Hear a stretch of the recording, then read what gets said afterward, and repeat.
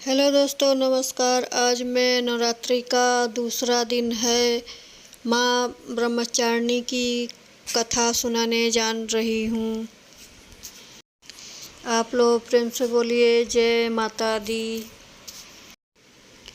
नवरात्र के पर्व दूसरे दिन माँ ब्रह्मचारिणी की पूजा अर्चना की जाती है। साधक इस दिन अपने मन को माँ के चरणों में लगाते हैं। ब्रह्मा का अर्थ है तपस्या और चारिणी यानी अर्चना करने वाली।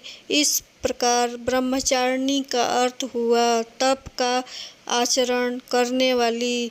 भगवान शिव को पति रूप में प्राप्त करने के लिए घोर तपस्या की थी। इस कठिन तपस्या के कारण इस देवी को तपस्राणी अर्थात ब्रह्मचारिणी के नाम से अभिहित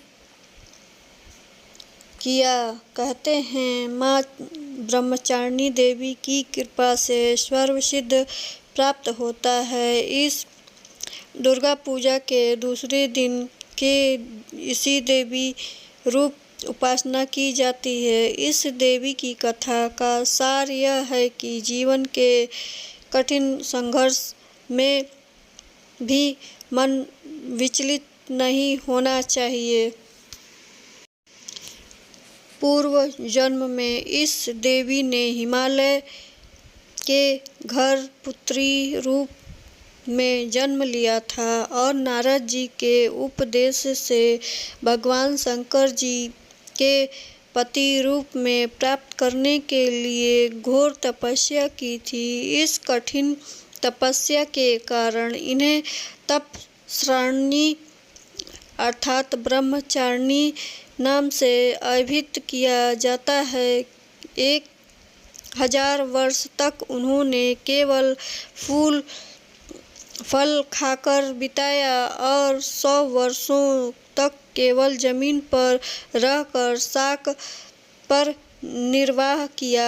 कुछ दिनों तक कठिन उपवास करके और खुले आकाश के नीचे वर्षा धूप और घनघोर कष्ट सहे 3000 वर्षों तक टूटे हुए बिल्व पत्र खाए और भगवान शंकर की आराधना करते रही। इसके बाद तो उन्होंने भूखे बिल्व पत्र खाने भी छोड़ दिए। कई हजार वर्षों तक निराजल और निराहार रहकर तपस्या करती रही। पत्तों को खाना